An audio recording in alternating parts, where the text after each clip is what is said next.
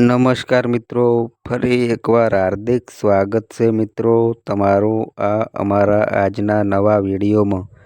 મિત્રો, જે વ્યક્તિ મૃત્યુ પામેલ માતા પિતાની તસવીર ઘરમાં રાખે છે અને તેની સામે દીવાબત્તી કરે છે, તેની સાથે શું થાય છે? મિત્રો, ભગવાન શ્રી રામ કહે છે કે માતા પિતા આપણા પ્રથમ દેવતા હોય છે. તેમનો પ્રેમ, ત્યાગ અને આશીર્વાદ આપણા જીવનની સૌથી મોટી સંપત્તિ છે. પરંતુ જ્યારે તેઓ આ સંસારમાંથી વિદાય લે છે, તો લોકો તેમની સ્મૃતિમાં તેમના ચિત્રો તેમના ઘરમાં લગાવે છે.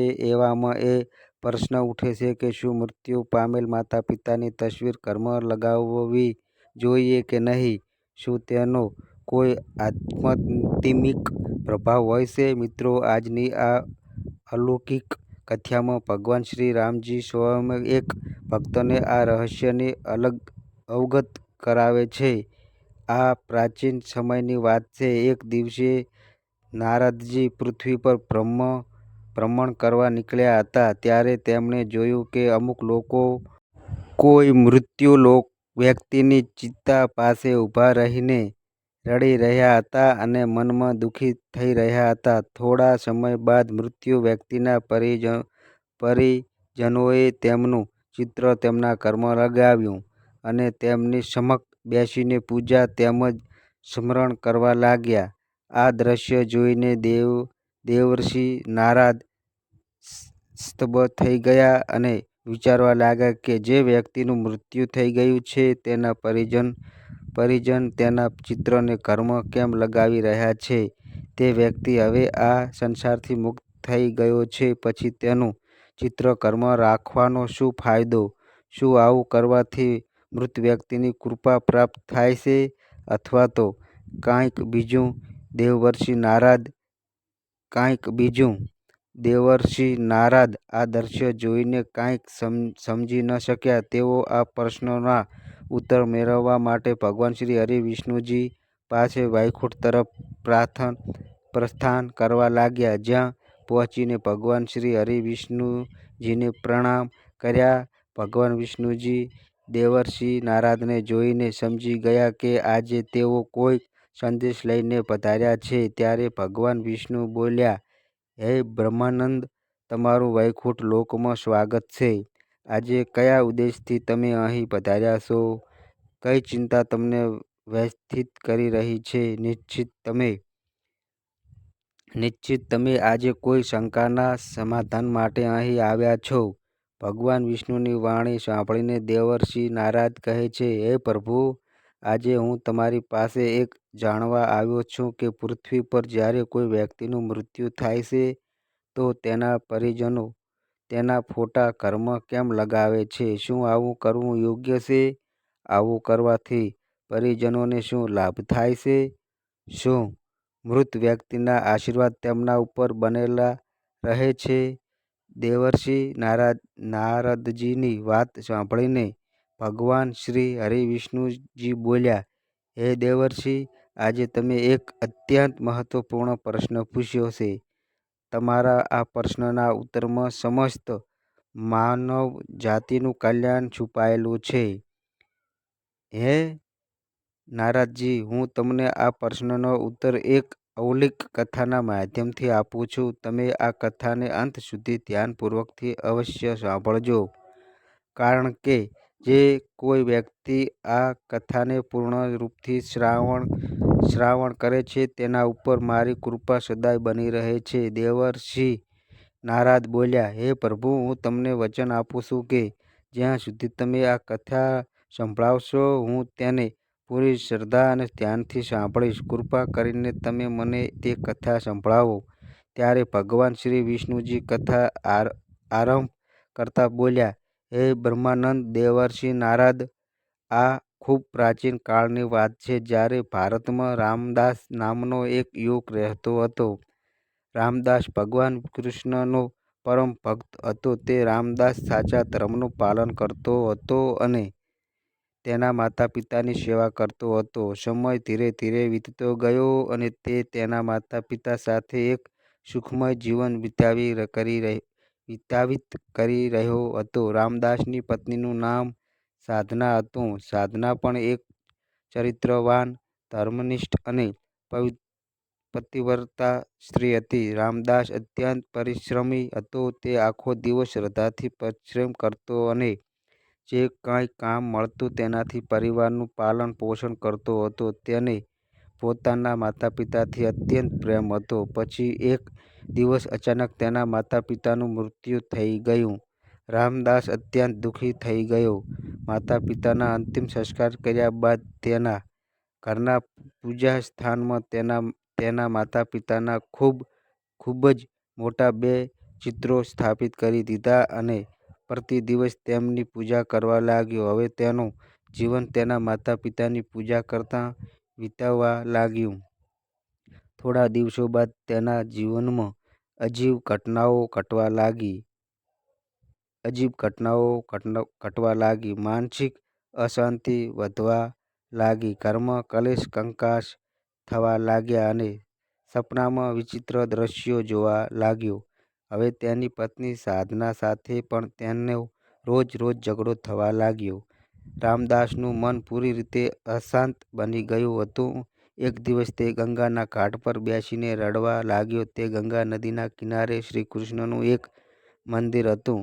રામદાસ શ્રદ્ધા સાથે તે મંદિરમાં જઈને ભગવાન શ્રીકૃષ્ણ સામે બેસીને પ્રાર્થના કરવા લાગ્યો અને કહેવા લાગ્યો કે, હે ભગવાન, હે મુરલીધર, અને મને માર્ગ બતાવો. હું મારા માતાપિતાની પૂજા કરીને તેમને શ્રદ્ધાંજલિ અર્પિત કરી રહ્યો છું, તો પણ મારા જીવનમાં આટલી અશાંતિ કેમ છે? તે સાચા હૃદયથી ભગવાન કૃષ્ણને પ્રાર્થના કરી રહ્યો હતો ત્યારે ત્યાં એક દિવ્ય પ્રકાશ પ્રગટ થયો. ચારે તરફ એક દિવ્ય સુગંધ ફેલાઈ ગઈ અને ભગવાન શ્રી કૃષ્ણ પ્રગટ થયા. તેની આંખોમાં કરુણા અને સ્વયં અત્યંત શાંત થયા. શ્રી કૃષ્ણને સામે જોઈને રામદાસ સ્તબ્ધ રહી ગયો. તેને વિશ્વાસ નહોતો થઈ રહ્યો કે સ્વયં ભગવાન શ્રી કૃષ્ણ તેને દર્શન આપી રહ્યા છે. પછી તે બોલ્યો, હે પ્રભુ, આજ તમારા દર્શન પામીને મારું જીવન સફળ થઈ ગયું. હવે મારા મનમાં કોઈ સંશય નથી, પરંતુ હું એ જાણવા માંગુ છું કે મારા જીવનમાં આ કલેશ કેમ ઉત્પન્ન થયો? કેમ હું તો મારા માતાપિતાની નિત્ય પૂજા કરું છું? ભગવાન શ્રી કૃષ્ણ બોલ્યા, હે પુત્ર, તારી ભક્તિ અને પ્રેમ મહાન છે. તારા હૃદયમાં તારા માતાપિતા માટે જે ભાવ છે તે પૂજનીય છે, પરંતુ તે જે અજ્ઞાતવાસ જે કર્યું તેના માત્ર આત્માને બાંધે છે, પરંતુ તારા જીવનમાં પીડા પણ લાવે છે. જ્યારે તારું કોઈ પોતાના પ્રિયજનોને ખોઈ દે છે, વિશેષ કરીને માતાપિતાને, તો તેમને યાદ કરવા અને સન્માન આપવું ઉચિત છે. પરંતુ અમુક નિયમ અને મર્યાદાઓ હોય છે જેને દરેક મનુષ્યએ જાણવી જરૂરી છે. હે પ્રભુ, જ્યારે કોઈ આત્મા આ શરીરને છોડે છે ત્યારે તેનો ઉદ્દેશ્ય હોય છે કે આગલા જન્મ તરફ આગળ વધવું અને તે યાત્રાને પૂર્ણ કરવી, જે બ્રહ્માંડે તેના માટે નિર્ધારિત કરેલી. પરંતુ જ્યારે આપણે તે આત્માના ચિત્રને પૂજા સ્થાનમાં રાખીને પ્રતિ દિવસ દીવો પ્રગટાવીએ છીએ, ફૂલ અર્પિત કરીએ છીએ, તો આ પ્રેમ એક બંધન બની જાય છે જે આત્માને આગળ વધવા દેતું નથી. આત્મા આગળ વધવા માગે છે, પરંતુ આપણા પ્રેમના કારણે તે ભાવનામાં અટકાયેલી રહી જાય છે. ભક્તિ કરવી ખોટું નહીં, પણ તેને પ્રેમથી મુક્ત કરી દેવા. તેમને બાંધવા નહીં, પ્રાર્થના કરવી, પરંતુ પકડવા નહીં, કારણ કે સાચો પ્રેમ એ જ છે કે આત્માની મુક્તિ ઈચ્છે છે, ના કે તેને પોતાના મોહમાં ફસાવી રાખે. ભગવાન શ્રી કૃષ્ણએ શાંત સ્વરમાં કહ્યું, હે પ્રભુ, આ જાણવું દરેક ગૃહસ્થ માટે આવશ્યક છે કે જે સ્થાન પર ભગવાનની ઉર્જા હોય છે ત્યાં મંત્રોની ધ્વનિ ગુંજતી હોય છે. જ્યાં દીવાની જ્યોત આત્માને પરમાત્માથી જોડતી હોય છે, ત્યાં મૃત વ્યક્તિઓના ચિત્રો ન લગાવવા જોઈએ. કારણ કે તે સ્થાન આત્માની મુક્તિનું કેન્દ્ર હોય છે. જ્યારે આપણે પૂજા સ્થળમાં પિતૃઓના ચિત્ર લગાવીએ છીએ તો અજાણતા આપણે અલગ અલગ શક્તિઓને એક સ્થાન પર જોડી દઈએ છીએ. આનાથી માત્ર આત્મા ઉલઝતી નથી, પરંતુ ગૃહસ્થ જીવનની શાંતિ પણ ભંગ થાય છે. ભગવાનનું સ્થાન આત્માની મુક્તિનું કેન્દ્ર હોય છે અને પિતૃઓનું સ્થાન સ્મૃતિ અને શ્રદ્ધાનું. તેથી આ બંનેને અલગ અલગ રાખવા જોઈએ. ભગવાન શ્રી કૃષ્ણ આગળ કહે છે કે જો તારા માતા પિતાના ચિત્રને ઘરમાં રાખવા માગે છે તો ધ્યાન રાખવું કે તે પૂજા સ્થળમાં ના હોય. તે સ્થાન માત્ર સ્મૃતિના રૂમમાં હોય, જ્યાં દીવો કે અગરબત્તી ન પ્રગટાવવામાં આવતી હોય. ત્યાં શ્રદ્ધાંજલિ હોય, પરંતુ પૂજા નહીં.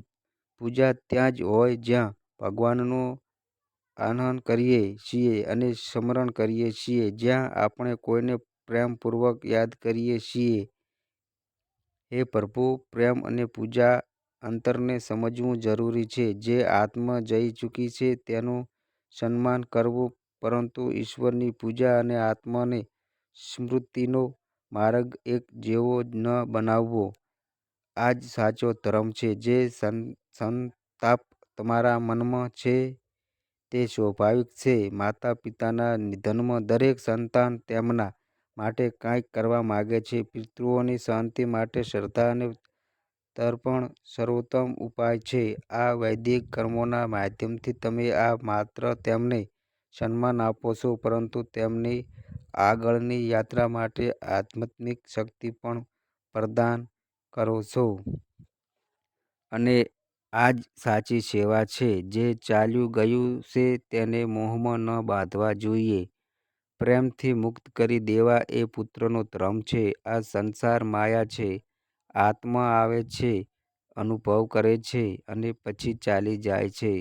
પરંતુ જ્યારે તમે મોહમાં ડૂબી જાઓ છો, ત્યારે તમે ન માત્ર પોતાના હૃદયને બાંધો છો, પરંતુ તે આત્માની ગતિને પણ રોકી દો છો. મોહ આત્માને રોકે છે, પ્રેમ તેને મુક્ત કરે છે.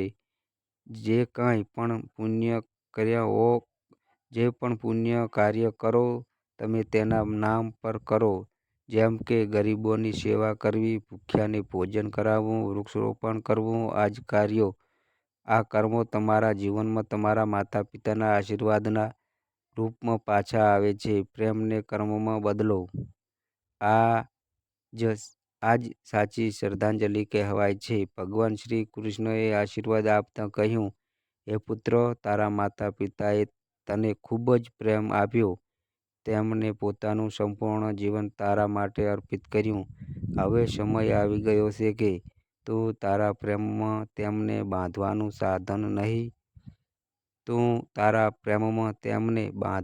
સાધન નહીં, પરંતુ તેને મુક્ત કરવાનું માધ્યમ બને છે. જો તું તારા ઘરમાં સુખ અને શાંતિ ઈચ્છે છે, તો પહેલા તે આત્માઓને શાંતિ આપ કે જે હવે આ લોકની નથી રહી. આસ્થા અવશ્ય છે, પરંતુ સંયમની સાથે જ્ઞાનથી જીવને સજાગર બનાવો. ત્યારબાદ દેવર્ષિ નારદે ભગવાન શ્રી હરિવિષ્ણુને પૂછ્યું કે પ્રભુ, હવે હું જાણી ગયો છું કે મૃત વ્યક્તિઓની તસવીર રાખવાનું રહસ્ય શું છે. પરંતુ હું એ પણ જાણવા માંગુ છું કે શું મનુષ્યની મૃત્યુ બાદ તેનો પુનર્જન્મ છે? શું મૃત વ્યક્તિની આત્મા ફરી મનુષ્યના રૂપમાં જન્મ લે છે અથવા અન્ય કોઈ યોનિમાં જાય છે? ત્યારે ભગવાન શ્રી હરિવિષ્ણુજી બોલ્યા, હે દેવર્ષિ નારદ, જ્યારે આત્મા મૃત્યુ થાય બાદ નવા શરીરમાં પ્રવેશ કરે છે, ત્યારે તેને પુનર્જન્મ કહેવામાં આવે છે. આ પુનર્જન્મ ક્યારે અને કેવી રીતે થશે એ અનેક વાતો પર નિર્ભર કરે છે. પુનર્જન્મ માટે 3 મુખ્ય કારણ હોય છે. 1. સંચિત કર્મ, પાછલા તમામ જન્મોના કર્મોના ભંડાર. 2. પ્રારબ્ધ કર્મ વર્તમાન જન્મોમાં જે સુખ દુઃખ મળ્યા છે તે પૂર્વ જન્મોના કર્મથી નિર્ધારિત થાય છે. 3. પુણ્ય કર્મ જે આ જન્મમાં કરવામાં આવ્યા છે તે ભવિષ્યના જન્મને પ્રભાવિત કરે છે. જ્યારે મનુષ્ય મરે છે તો તેની આત્મા તરત જ પુનર્જન્મ નથી લેતી. આત્મા 3 ચરણોમાંથી પસાર થાય છે. 1. પ્રેત યોનિ જ્યાં આત્મા અમુક સમય સુધી શરીરના અભાવને સમજી નથી શકતી. 2. યમલોક યાત્રા યમદૂત આત્માને યમરાજ પાસે લઈ જાય છે. ચિત્રગુપ્ત આત્માના કર્મોના લેખો-જોખો પ્રસ્તુત કરે છે. 3. જો પુણ્ય વધારે હોય તો સ્વર્ગ અથવા ઉચ્ચ લોક મળે છે. પાપ વધારે હોય તો નરક અથવા નિમ્ન યોનિ મળે છે. અને જો પુણ્ય અને પાપ સમાન હોય તો માનવ જન્મ ફરીથી મળે છે. ગરુડ પુરાણ અનુસાર આત્માને પુનર્જન્મ માટે 84 લાખ યોનિઓમાંથી પસાર થવું પડે છે. પશુ પક્ષી કીટ જલચર મનુષ્ય આદિ જેમણે હિંસા અને અધર્મ કર્યો હોય તેમને નિમ્ન યોનિમાં જન્મ મળે છે. જેમણે સેવા ભક્તિ અને ધર્મનું પાલન કર્યું હોય તેઓ દિવ્ય યોનિ અથવા ફરીથી મનુષ્યના રૂપમાં જન્મ મેળવે છે. જીવન આત્માની યાત્રા છે. આ યાત્રા ત્યાં સુધી ચાલે છે જ્યાં સુધી આત્મા પરમાત્માની લીન થઈને મોક્ષ પ્રાપ્ત કરી ન લે. પુનર્જન્મ માત્ર શરીર બદલ્યું નહીં પરંતુ આત્માની સનાતન યાત્રાના દર્શન કરે છે. જો કોઈ વ્યક્તિ વધારે પાપ કરે છે તો તેને આગલા જન્મમાં પશુની યોનિમાં જન્મ મેળવે છે. જો કોઈ વ્યક્તિ ખૂબ જ વધારે પુણ્ય કરે છે તે મૃત્યુ સ્વર્ગને પ્રાપ્ત કરે છે. અને જો કોઈ વ્યક્તિ તેનાથી વિપરીત આચરણ કરે છે અર્થાત ઘોર પાપ કરે છે તો તેને નરકમાં અને વર્ષો સુધી કઠોર દંડ આપવામાં આવે છે તથા નરકની ભયંકર યાતનાઓ સહન કરવી પડે છે. પછી આગળ ભગવાન શ્રી હરિ વિષ્ણુ કહે છે કે હે દેવર્ષિ નારદ બીજું કારણ છે મૃત્યુના સમયે વ્યક્તિની માનસિક અવસ્થા. આ વિષયમાં 3 લોકોના સ્વામી ભગવાન શિવજી કહે છે કે મૃત્યુ સમયે જે ભાવમાં વ્યક્તિ હોય છે તે જ ભાવ તેના આગલા જન્મને નિર્ધારિત કરે છે. જો કોઈ વ્યક્તિ મૃત્યુના સમયે ભગવાનનું સ્મરણ કરતો હોય અને પોતાના પ્રાણ છોડી દે તો તેને મોક્ષને પ્રાપ્ત કરે છે. પરંતુ જો કોઈ વ્યક્તિ સંસારિક ઈચ્છાઓ ક્રોધ મોહ અથવા કામમાં ડૂબેલો શરીર ત્યાગ કરે તો તેને તેના ભાવ અનુસાર પુનર્જન્મ પ્રાપ્ત થાય છે. પછી ભગવાન શ્રી વિષ્ણુ આગળ દેવર્ષિ નારદને કહે છે કે હે દેવર્ષિ નારદ હવે મને આશા છે કે તમને તમારા તમામ પ્રશ્નોના ઉત્તર પ્રાપ્ત થઈ ગયા હશે. દેવર્ષિ નારદજી ભગવાન વિષ્ણુને કહેવા લાગ્યા પ્રભુ તમારા મુખથી આ ઉત્તર મેળવીને હું કૃતાર્થ થઈ ગયો. હવે હું આ દિવ્ય જ્ઞાનને 3 લોકોમાં પ્રચાર કરીશ. પછી દેવર્ષિ નારદજી એ ભગવાન શ્રી હરિ વિષ્ણુજીને ફરીથી પ્રણામ કર્યા અને પછીથી ભ્રમણ માટે નીકળી પડ્યા. તો મિત્રો આ કથામાં આપણને એ શિક્ષા મળે છે કે માતા પિતાની આત્માને બાંધવી ન જોઈએ પરંતુ તેમને પ્રેમપૂર્વક મુક્ત કરવા જોઈએ. પૂજા સ્થળમાં માત્ર ભગવાનનું ચિત્ર જ હોવું જોઈએ. જો કોઈ મૃત વ્યક્તિનું ચિત્ર લગાવેલું હોય તો તેને પૂજ્ય ન બનાવી શકાય. માત્ર સ્મૃતિ સ્વરૂપે રાખી શકાય. શ્રદ્ધા તર્પણ અને સેવાના ધર્મથી સાચી શ્રદ્ધાંજલિ આપી શકાય છે. મૃત આત્માઓને મોહ નહીં સમર્પણ અને પ્રેમથી વિદાય કરવા જોઈએ. એ જ આપણું કર્તવ્ય છે અને આ જ સાચો પુત્રનો ધર્મ છે. આ દિવ્ય શિક્ષા આપણને ભગવાન શ્રી રામજી આપતા કહે છે કે આ સંસારથી જઈ ચૂક્યું છે તેને પોતાના આંસુઓથી બાંધો નહીં. કારણ કે આત્માનું અંતિમ ક્ષણ ભગવાન તરફ યાત્રા કરવાનું છે અને સાચો પ્રેમ એ છે જે આત્માની યાત્રામાં બાંધ્યા નહીં પરંતુ માર્ગદર્શક બને છે. તો મિત્રો, આશા છે કે આજની આ કથા તમને જરૂર પસંદ આવી હશે. તો મિત્રો, આ અમારી માહિતી ગમી હોય તો વિડીયોને લાઈક કરો, શેર કરો અને આ અમારી ચેનલ પર નવા આવ્યા હોય તો મિત્રો ચેનલને સબસ્ક્રાઈબ કરો. તો બસ મિત્રો, આજે આટલું. ફરી મળીએ એક નવા વિડીયો સાથે. ત્યાં સુધી બધાય મિત્રોને હર હર મહાદેવ.